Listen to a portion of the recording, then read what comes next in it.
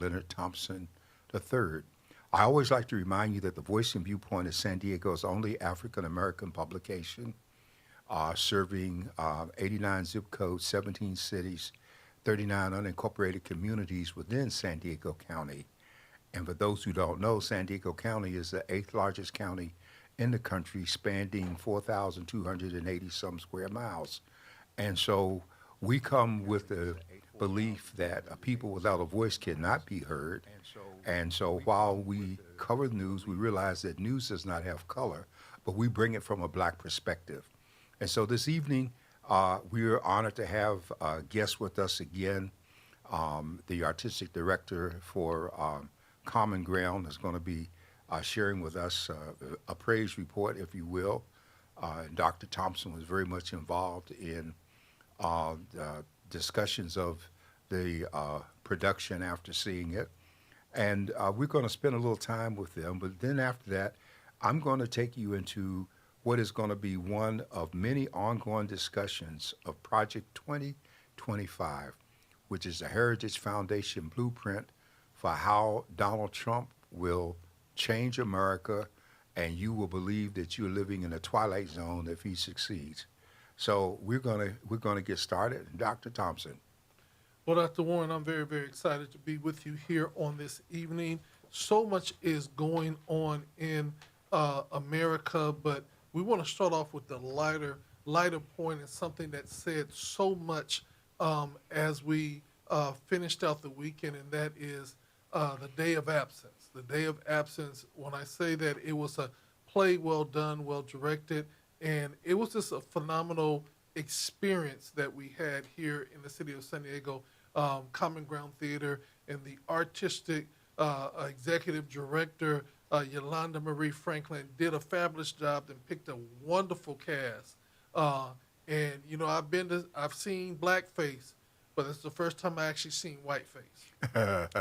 So, Dr. Warren, I'm gonna pitch it back to you, and you can introduce our guest for today. Well, our guest is phenomenal. Artistic directors are important. And one of the most important things about this production was that it was done at the Old Globe. And the Old Globe has partnered with the community. They even have their production site in terms of their staging near Encanto, not far from the Malcolm X Library. And I've become a fan of Common Ground through being very close to the late Dr. Dorothy Smith. And Dr. Smith was one of my heroes and friends. And my attitude toward Common Ground, since it was so warm and dear to her heart, as I shared with Ms. Franklin, is that I'm always available to help Common Ground, and that there is no charge for anything ever that the Voice and Viewpoint does for Common Ground. Common Ground has a lifetime pass with this paper based on the relationship with Dr. Smith. And I'm proud to say that Ms. Franklin has done much to honor and uphold that relationship and build upon it. And she represents a new generation of creativity in terms of artistic directors, which we don't have a lot of. So we're excited. And you all were there. I was not able to get to see the production, but I want her to say something about the turnout and the attendance and how people reacted to it. And then I need some discussion about the part that Dr. Thompson played in terms of the post-production discussion. So the turnout was great. Good evening. Good evening, everyone. How are you? It's so glad to see you, Yolanda Marie Franklin. It's so good to see you. Oh, Leonard, thank you. How are you doing? I'm doing fine, Leonard. Thank you. Wonderful. And how are you, Leonard? I am fabulously blessed and just excited that you have joined us today. Okay, thank you. And I'm happy to be back here, Leonard. Really, what you do here is amazing, and it's great to have a platform that we can talk about what we have going, and to have people. And you know how we always say, Yolanda Marie Franklin, it's always a we.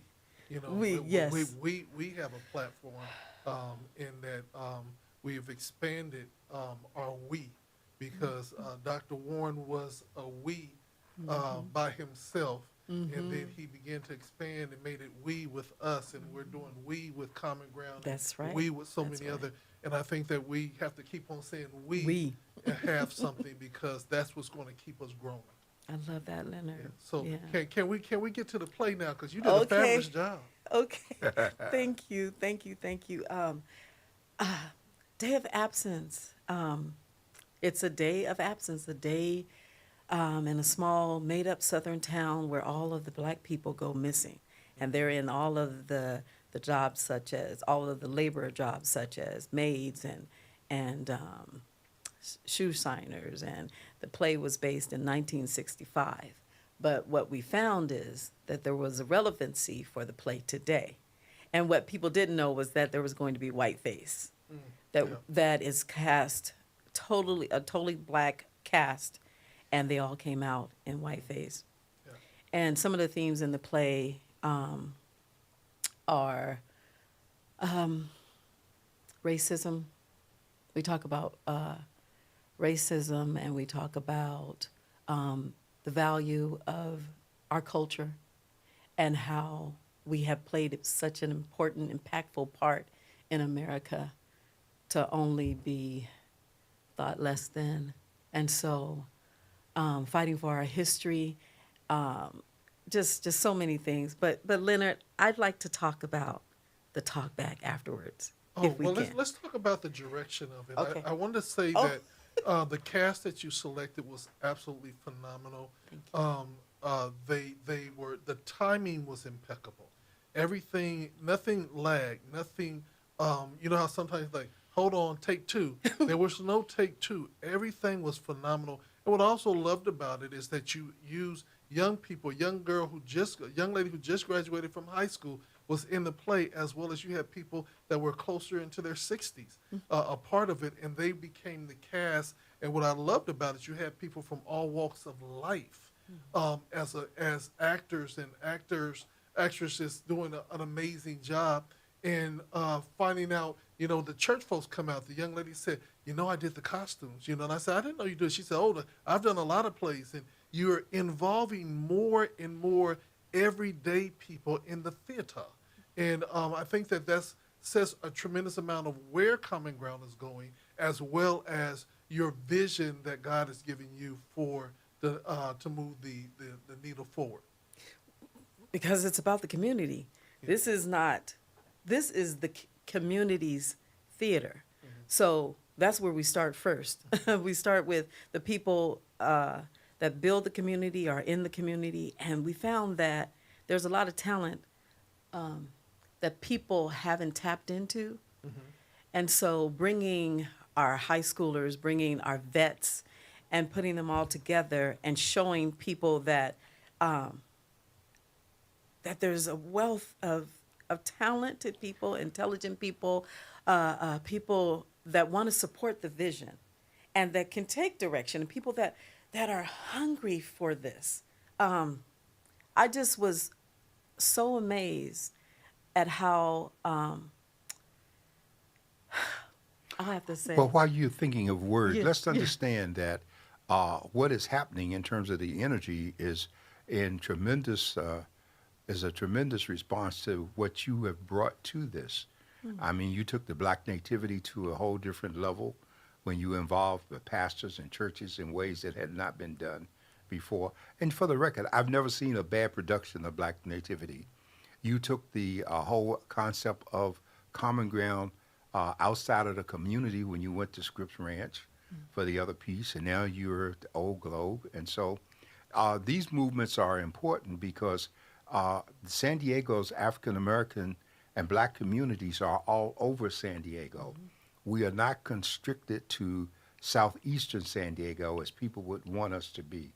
And your productions come at a very important time because they come right on the heels of Kumbah Fest. We know that the floods impacted it in such a way that part of it had to go to ECC, as I was talking to the Han, and it had to be held when he did to stay within the confines of their grant without it expiring. And that happened at the same time that Dr. Thompson was doing Gospel Day at Del Mar Fair. And so when we had these different activities happening, it shows that San Diego has grown because 40 years ago, San Diego couldn't have more than one black event at a time. It just didn't work, okay, because of how we were set up and how limited people were. Now we are larger in numbers, we're diverse, we're enabled, and a lot of that is a result of what you've been doing. And so maybe for the record, we would like for you to just take a moment, explain to the non-theater community the significance of an artistic director, because people hear the term, but they don't really know exactly what it means. And we do a lot with Old Globe, and we hear artistic directors, and we've seen new artistic directors come in for La Jolla Playhouse and all of these, but the community still does not fully understand the role and who and what an artistic director is. Just like a lot of people didn't understand when they see the words in a movie saying producer and executive producer or producer of a show, like what we do here, the producers do a great deal of work to help make the show happen. So just say a word Oh, and thank help you. us, help the lay people, Okay. artistic directors for dummies. Let's do that one. oh, Okay. You know, thank you. That's a very good question. No one ever really dives into that. And because I'm dual-hatted, where I'm the executive artistic director of Common Ground Theater, and I'll tell you what that means. But I also am the director for the shows, and that's Right. quite different. Right. So, as a director, I'll start there. As a director for a show, I will select the artist. I will go through picking out scenery. I'll set the vision for the show. I will help with costumes. Everything has to come through me. So I'm working with the actors at night, and I'm working with the crew members, the set design. Every single thing, I have to make sure that it's all in line with the vision that the playwright set that I'm So going let's for. use that, let's give them a bigger picture there. Let's take Hamilton Okay. as an example, okay? Hamilton came here. Unfortunately, most people here couldn't afford to see it because of the price of the tickets.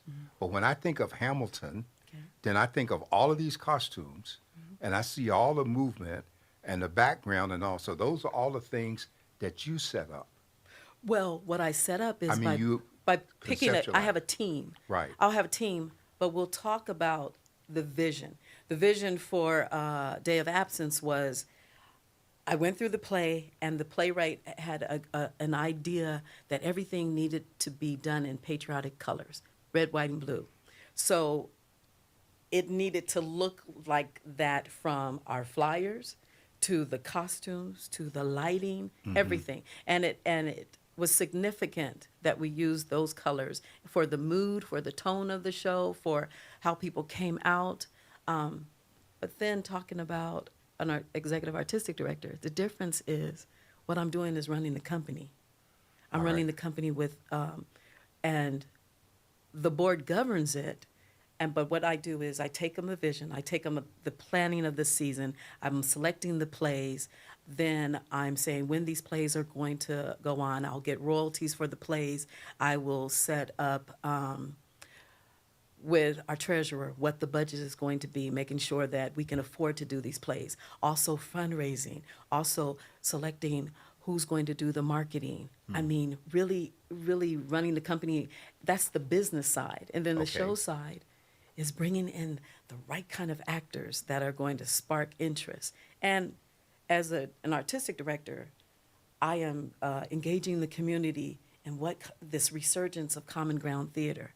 I'm talking about fundraising $250,000 for my next season, season 61 for Common Ground Theater.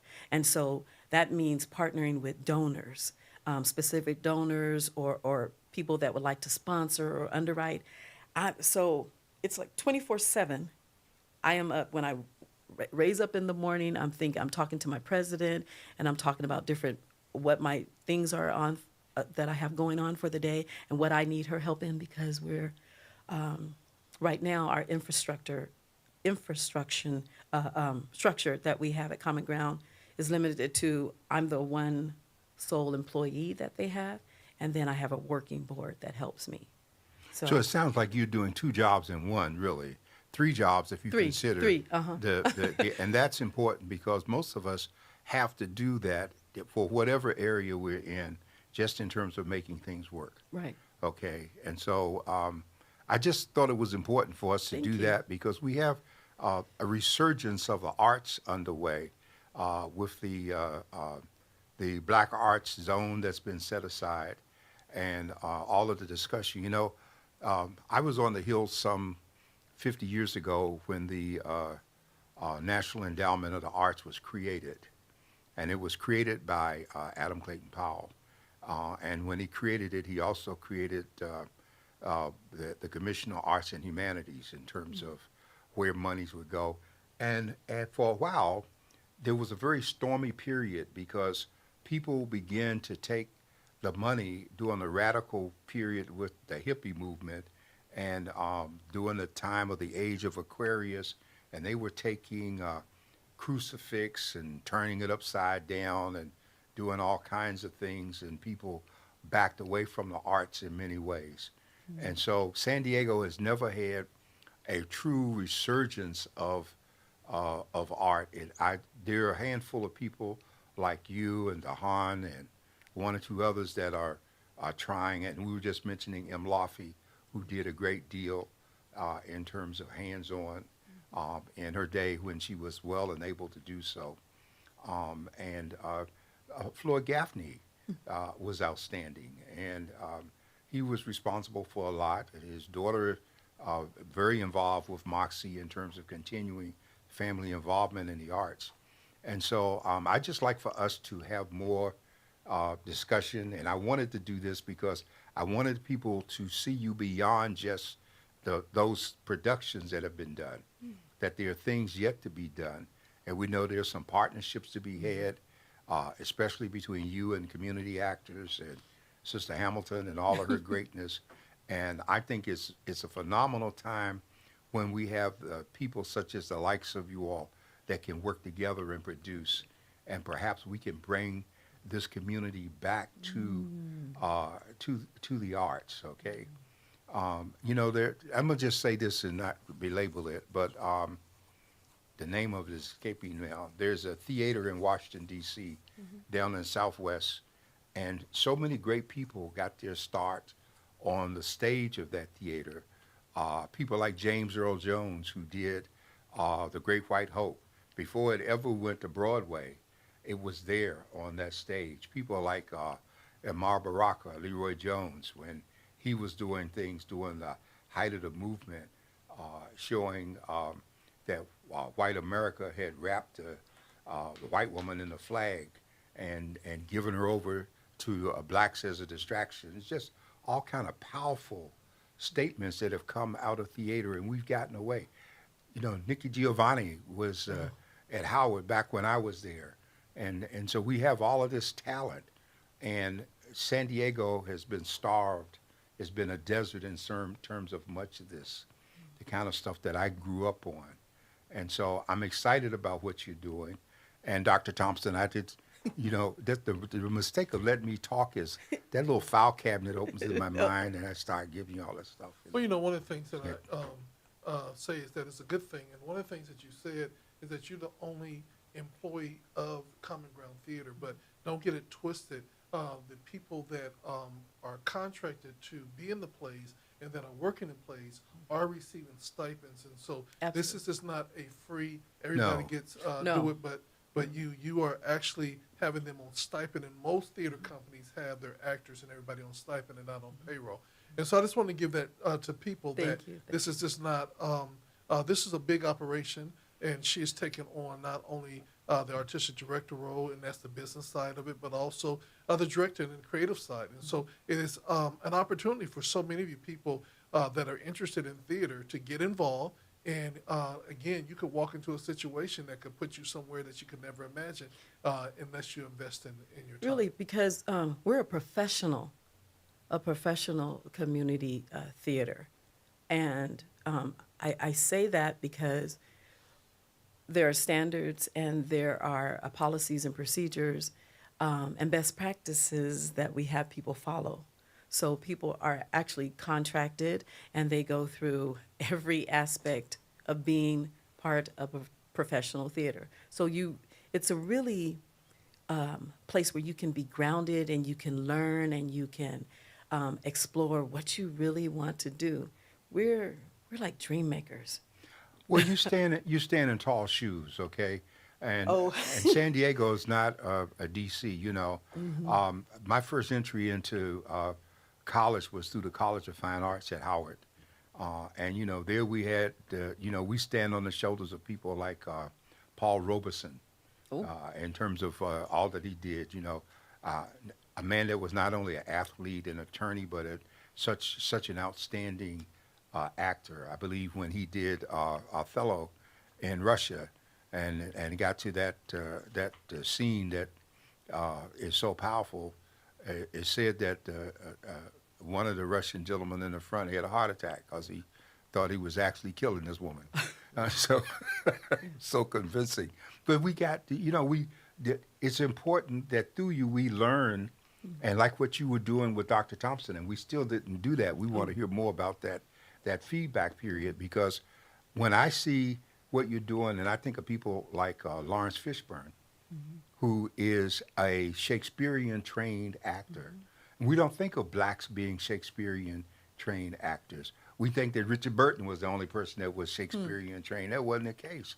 And so that's so important, because that's different in terms of the sacrifice that it took. When you go into Denzel's The Family Sacrifice, or Wesley Snipes and all what the families did that embraced the vision of the young people. So you're standing in a place to embrace visions like that. And I think you're going to produce some of those replacement folks. Make him talk about that part before. And Okay, I'll shut okay. up. Yeah. Okay.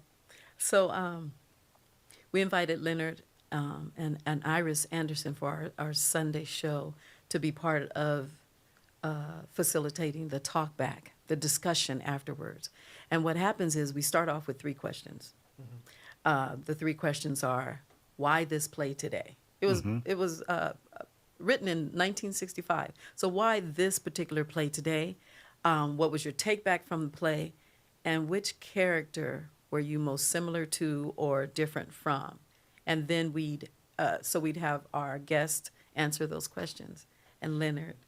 Well, one of the things about it, and I'll make it quick and to the point, Dr. Warren, they had a rocking chair up there. Okay. And they thought that I was going to sit in that rocking chair. No. And I looked at that chair, and the chair looked at me. And then they brought one of these old chairs that you see in the schoolhouse some 30 years ago. Yeah. And them big sturdy ones that you can throw across the room and it won't break. Right. And that's where I sat. Oh, yeah, Okay. start with that. So, I said, y'all ain't gonna have me flip over in front of all these people. But basically, it was just a wonderful talk back about how things were impacting. But what impacted me more than anything else were to hear the actors throw their 2 cents in, but then to see the impact of the audience. The talkback of the audience, we could have went for an hour with the talkback from the audience. Everybody had pertinent things that they were feeling. They said, who do you most connect with as a in the play? And I said, the brother who came back and acted like nothing ever happened. What you mean I wasn't here yesterday? You know what I'm saying? Because many times we come into scenes and everybody in the world ended for everybody else, and we come back on and like, hey, we used to it, but nothing happened to us. Well, it might have happened to you, but it didn't happen to us. Because that's our culture, our people. We're resilient. When people are out there committing suicide because they can't handle it, Yes. we're used to handling it. We're used to starting over. You can't hold us down. Well, You and know, the theater is the place in every culture and every mark of civilization. Theater has played a role in helping people get through those kinds of times. And so Absolutely. that's very significant. We have some veterans that have come on and worked with Common Ground and said that it saved their life. Yeah. It saved their life. Well, we're excited that we were able to do this with you. thank you. We've got to move on to this topic. Yes. There's so much to it. Well, And- Dr. Warren, you got to pitch it. You know what I'm saying? Because she got her little fancy water. We ain't going to even talk about the fancy water.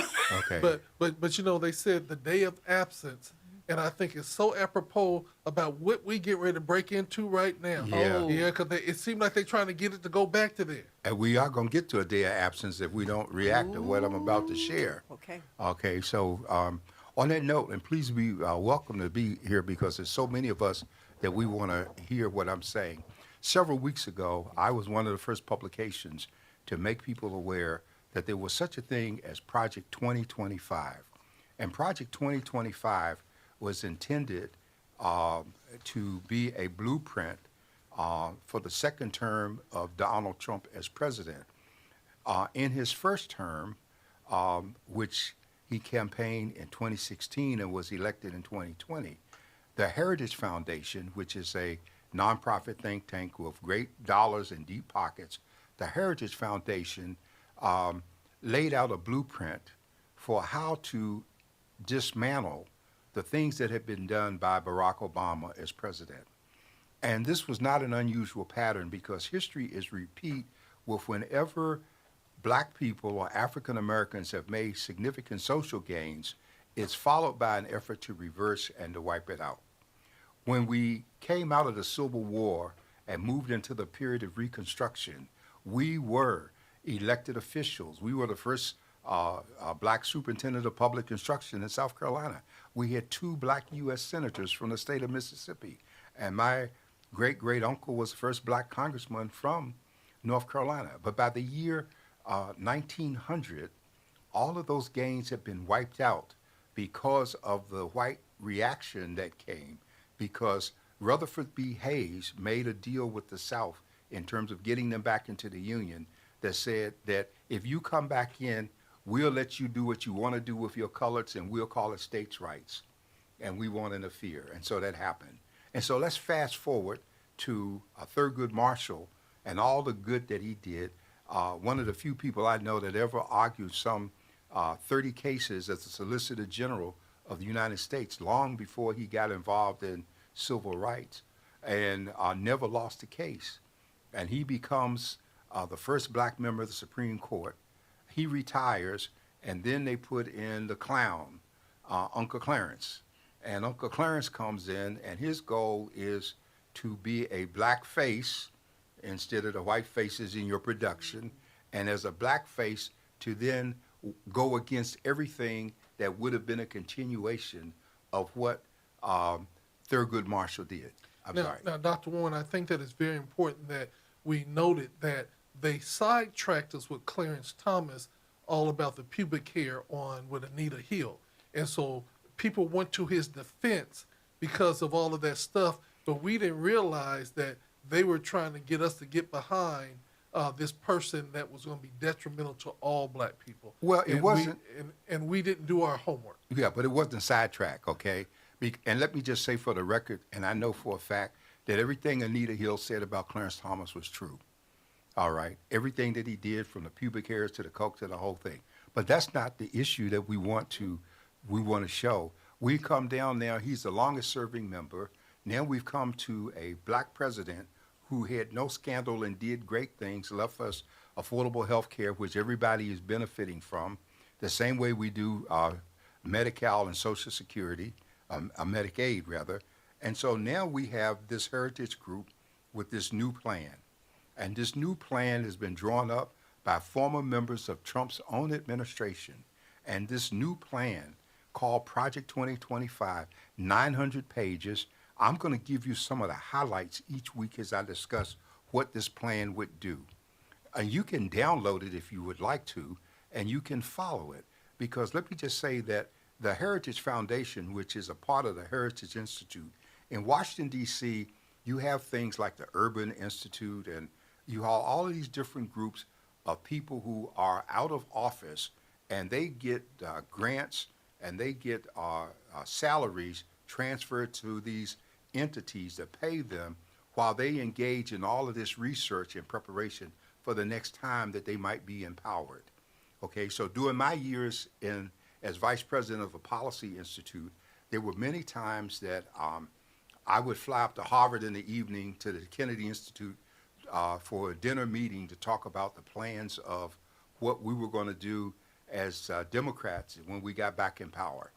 And so here we have the Heritage Group, and I'm going to give you some of the highlights of what they are proposing because the Democrats have been slow to respond and people are acting like it's not going to happen. The plan that I'm sharing highlights from is intended to take place within the first 180 days of the Trump administration, and it will start on day one. So what is proposed for it? I'm going to give you, okay, in the 2024 presidential election, the project aims to recruit first tens of thousands of conservatives to Washington, D.C. Now, why are they going to bring these people to Washington? The president, as the chief executive under Article 2, which is the executive power, because Article 1 of the Constitution deals with the Congress, Article 2, the executive, and Article 3, the judiciary. And so Trump plans to fire over 50,000 civil service employees immediately upon taking office and replace them with the people who are now being recruited with the one requirement, that is a professed loyalty to Trump. It's almost like having an Antichrist show up, and all you need is to have the 3 6s and you can come in. And so, and that's the whole thing. The Republicans have characterized this as replacing these people, and is calling this a part of the deep state, okay? This is for the next Republican president. So what they're saying is, if Trump doesn't get it, as crazy as he is, they're not going to stop the campaign. The next time they run, at some point, they're going to get another Republican president, and this plan is going to be put into effect. So they're calling this a version, a unitary executive plan where the president will have absolute power over the branch upon inauguration. You get that? Right away, upon inauguration, all right? And so what does this mean? This means then that upon inauguration, Trump has promised that he's going to do several things. He has promised that all of the participants who are now on trial or in jail for the January 6th attack on the Capitol, that he has called those people political hostages, and since they are being charged with federal crimes, he has promised to pardon all of them in blank right away. And so we've already seen him pardon people like Paul Manafort and some others, and he's going to do that. That's one of the first things he's going to do. Okay, but once he gets beyond that, he's going after the federal government and its agencies. So I want you to listen to the things that he's going to do. He wants to dismantle the FBI, the Federal Bureau of Investigation, okay? He wants to dismantle the Department of Homeland Security, DHS. So you know these two things are important because the FBI will no longer be able to investigate like it has done, and he's going to not only dismantle those, but he's going to use the military along with the replacement to go after his political enemies, okay? He's going to sharply reduce environmental and climate change regulations. And why? Because the environmental regulations cost money to his wealthy business partners. These were the people that he gave tax cuts to that added trillions to the deficit, and now he's promising to give new tax cuts to them, when Biden, on the other hand, is promising to tax the wealthy at least 25%, which will raise the trillions of dollars that's needed to help the government that's already about to go into default, okay? Now, not only that, but he's going to what? Eliminate the Department of Commerce. The Department of Commerce? Commerce is important. The Department of Commerce handles the census. The Department of Commerce has the clock. It tells you what's happening in terms of business. He's going to become the business advisor. So the business will be according to what he wants, which puts him into an autocratic position, pretty much like Putin in Russia, okay? And these are not secrets. These are things that are proposed. He's acting like he doesn't know about them now, but yet people from his administration, like what's the doctor, Ben Carson, and the other one from that was out here that's now serving time in jail, all of these people were part of this plan, okay? He's going to eliminate the Department of Commerce. He is going to what?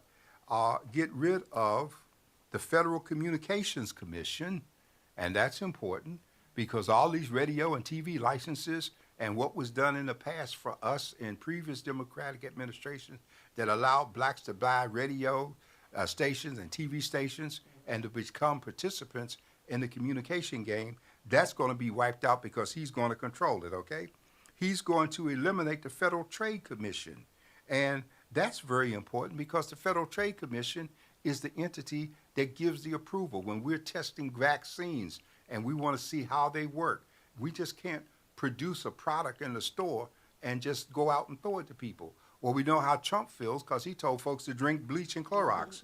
And so we know that under him, we had 1,300,000 people that died of COVID. Well, he's going to come back and help the morticians build on those numbers and get some more people killed, okay?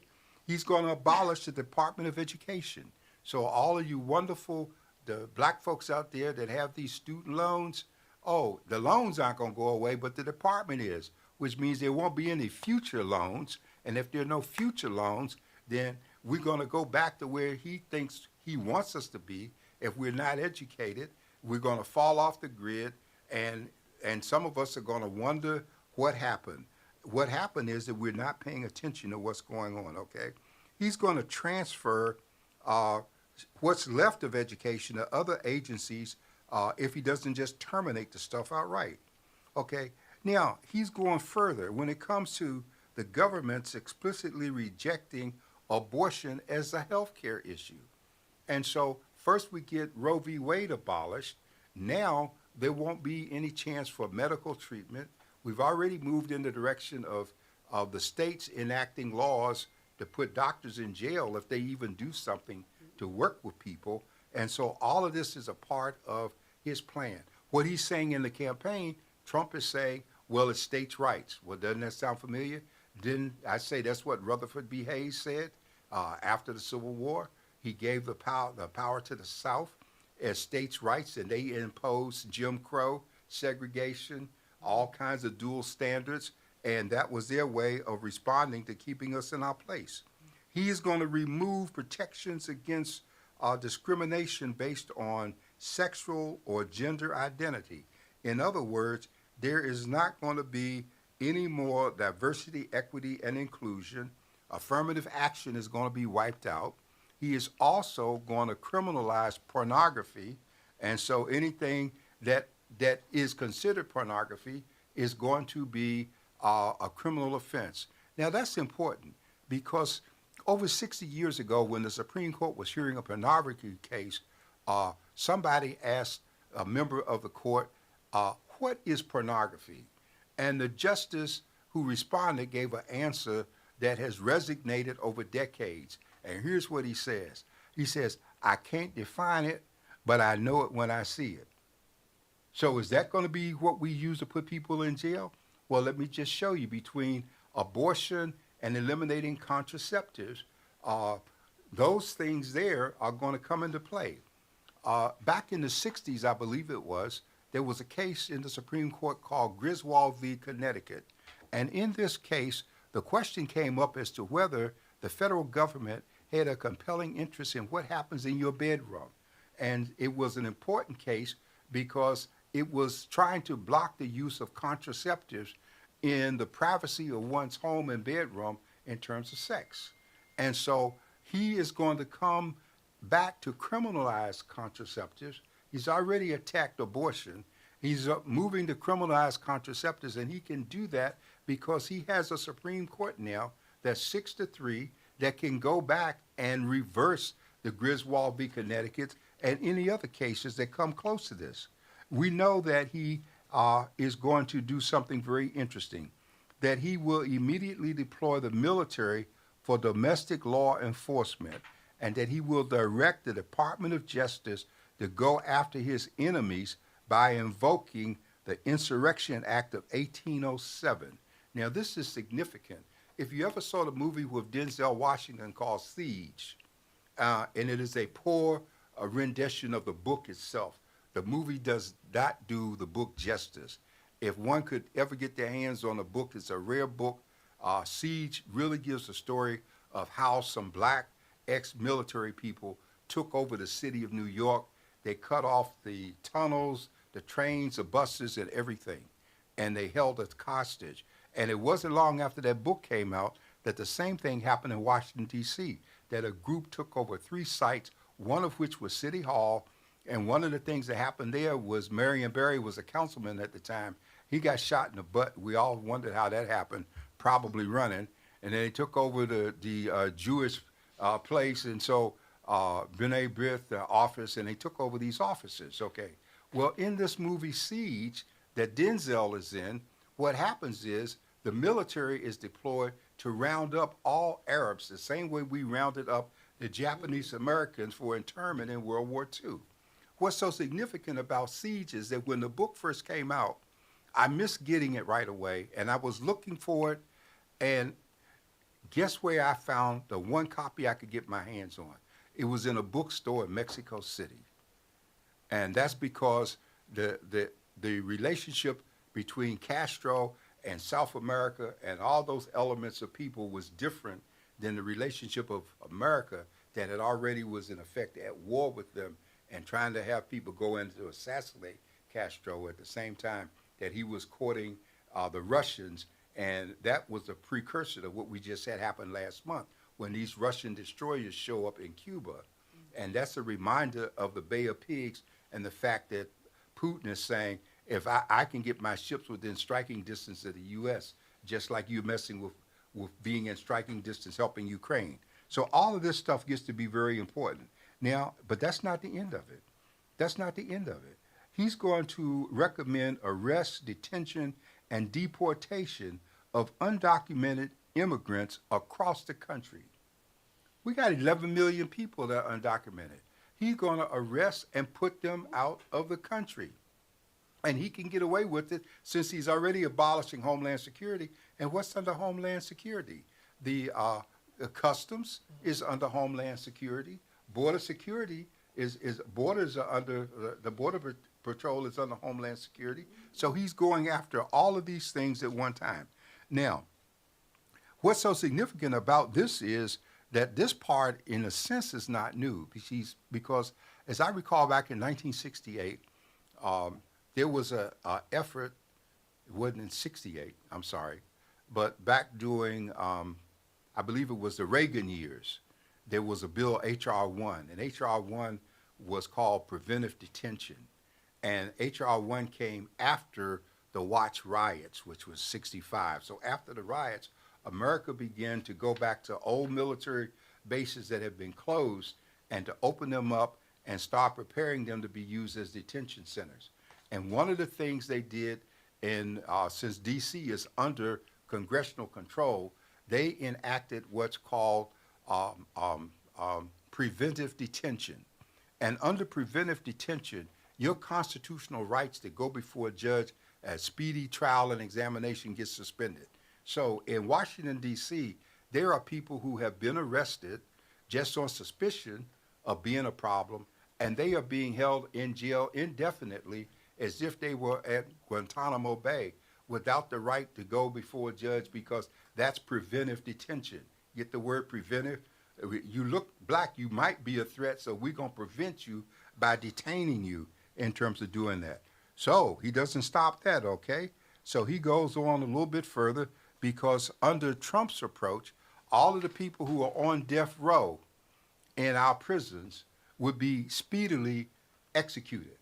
And the whole idea is we are not going to waste any money on appeals and trials. You have been tried and you have been sentenced to death, and there's no reason why we shouldn't just have speedy finality of such sentences. And that's what they call it. Promotes capital punishment and the speedy finality of such sentences. And so these are things that are intended to take place, all right, with this whole Trump as president. And you would think now we have the Democrats who know more than anyone else that we can't afford to have a Trump presidency. We already know that the Republican Party in the House of Representatives have been Trumpetized. They are sold out. They are cult 100%. We know that he controls them in the Senate. And so that's that first branch of government. He's going to get control of the executive, which is Article 2, the second branch, and he's already controlling Article 3, the judiciary, since because he got 6 of the 9 judges, and if he gets elected, then Alito and Thomas will step down, and he will be able to put 2 more. And that when he has 8 judges on it, the Supreme Court, as we know it, will no longer exist for the next 50 to 100 years. So these are the things that we're in trouble with. And the Democrats are fighting over whether or not Biden should stay on the ticket. I want to read an editorial that I have for this week. And then I hope that as we open this up, and I can't see it as well, but I hope that we have comments. Each week I'm going to be going into this Project 2025 plan to let you know what is in store for those of us who decide, well, I don't like the way things went, and so I'm not going to vote. And the no vote is a vote for Trump. So this is this week's editorial. President Biden, the Constitution, and Race. The Democratic Party needs to pause and reflect on the real issue, which is race, and not an aging president. Once again, we see the Kool-Aid of division being swallowed, not by the MAGA right, but by Democrats who know better and openly profess a love for democracy and the Constitution of the United States. So the question is, how can we love the Constitution and at the same time only obey those sections that agree with our way of thinking? Important question. When President Biden wins re-election, and I didn't say if, his age or any other issue only becomes a problem when there are signs he is unable to fulfill the duties of the office. The 25th Amendment to the Constitution, which was enacted in 1967, by the way, handles the succession process by setting out how the vice president assumes the office of the presidency and how the office of the vice presidency is to be filled. The elephant in the room is Vice President Kamala Harris, who happens to not only be a woman, but also black. This is the same black woman who was Attorney General of the largest state in the United States Union. She was an elected U.S. Senator from that same state, which gave us the U.S. Supreme Court Justice Earl Warren, and Earl Warren was the Chief Justice, although he had been a former Klan member, who was responsible for the passage of the Brown versus Board of Education decision desegregating our schools, okay?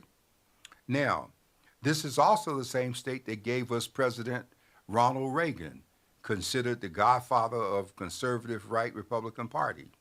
Since she has been elected by the Democratic Party's primary process, which made Joe Biden the presidential candidate and Harris the vice presidential candidate, is the real issue the age of a man who in the last 4 years rescued this nation from the brink of destruction? Is it the Democrats opposing the president, staying in the race, who have Alzheimer's? Again, I'm saying, is it the Democrats who have Alzheimer's when they're trying to suggest it's the president? They're the ones with memory loss rather than the president, who remembers what he has done. They don't remember what he's done and how he rescued a struggling nation. Is it the Democrats complaining about the president and how that Trump has a better chance at winning against a last-minute replacement than running against a president who has already beaten him before? With knowing all these facts, especially the presence of the 25th Amendment, the only card left in the deck is race.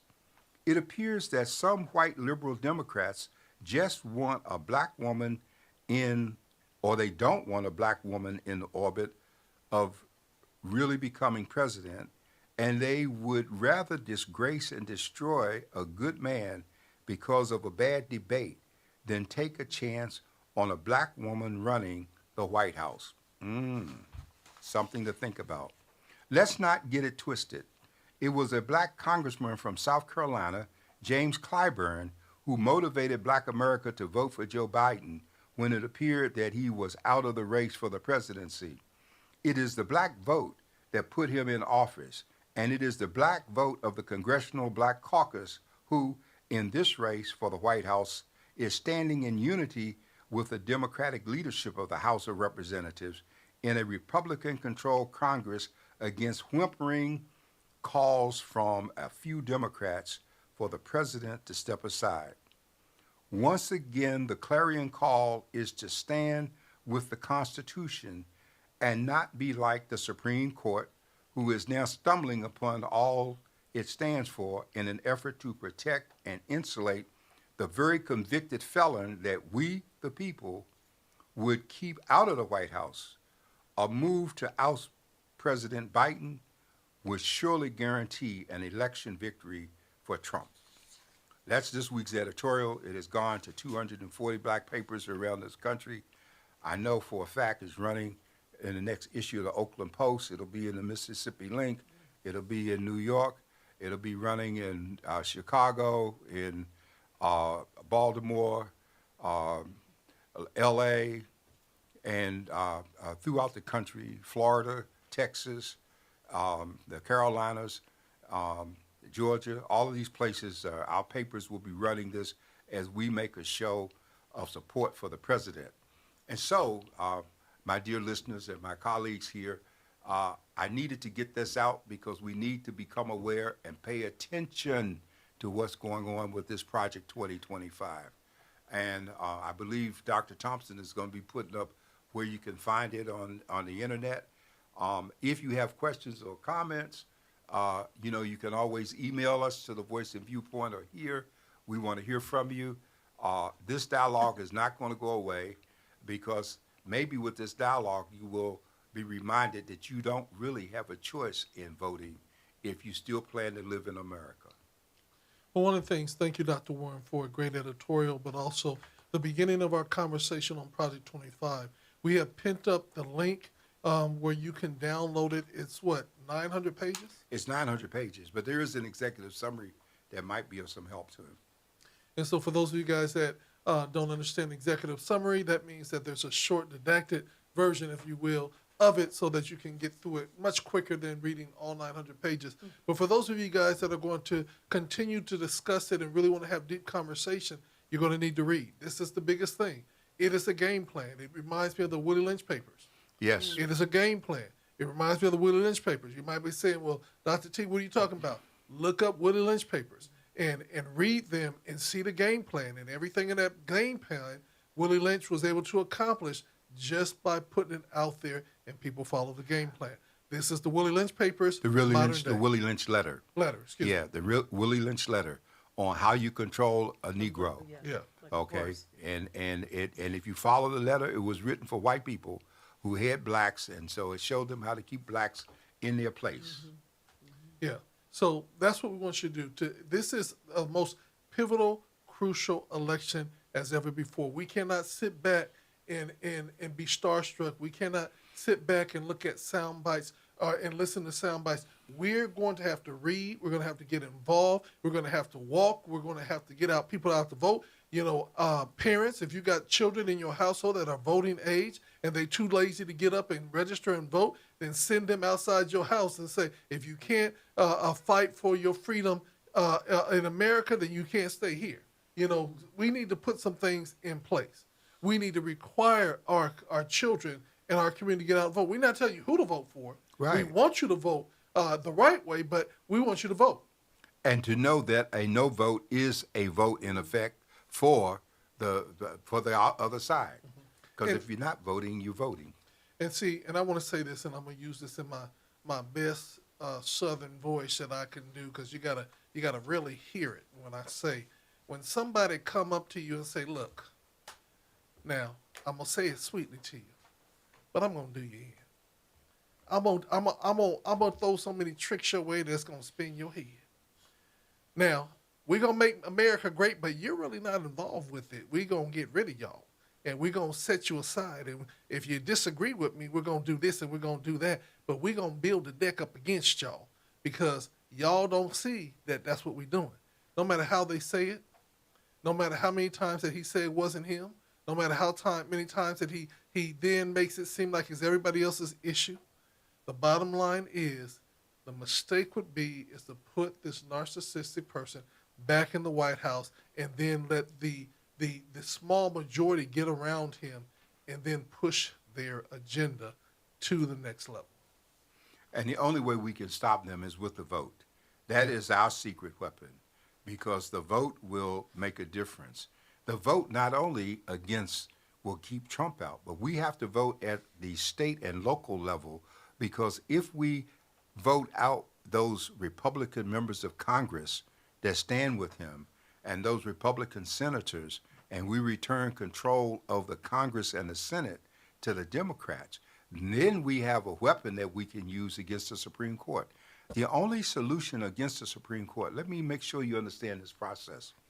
When the Supreme Court makes a decision and passes on a law, the only way to overturn that outside of them reversing themselves is for the legislative body to make a law that reverses what they did in terms of their opinion. And we can only get that done if we have the number of people in the House that can vote, the number of people in the Senate that can participate, and a Democratic president in the White House. And there is no way that we're going to substitute 4 months before an election anyone other than Kamala Harris, who has the highest pollings of any of them. And why are we talking about finding someone else when she stands in the role and in the position, both under the Constitution and in reality, as being the next person there? Yeah. And so we got to make this clear, and we got to fight for it. Yeah, Shalonda, you done sat through and you've been the special guest. You have anything that has impacted you that you might want to say before we close this out? Use your mic. You know, I know you're in theater. You will project, but you know. I'm ready to tune in to hear what you have to say week by week, and I'm so glad that you two are here and informing us in the community so that we can go get out and vote. We have to get out and vote. That's the most important thing. Ring, ring, ring, y'all. The class is in every Wednesday night. The school bell is rung, and we got to get together, and we must educate ourselves to impact our nation. We as a people cannot be silent. We cannot be docile. We can't be cynical. We have to get involved. And Dr. Warren, you are declaring call that is going around the nation to all the newspapers. If y'all don't believe it, pick up the papers, and you'll see Dr. Warren is giving a clarion call to everybody. Nobody is going to be able to say that they did not know. That's right. It's called notice and due process. You got notice, now you have an opportunity to act. That's due process. You know that the enemy is coming, so get ready for it. With that being said, this is from the desk of the editor right here on GOD Radio 1. Y'all have a very, very blessed week. And if God say the same, we will be back here next Wednesday right here on GODRadio1.com.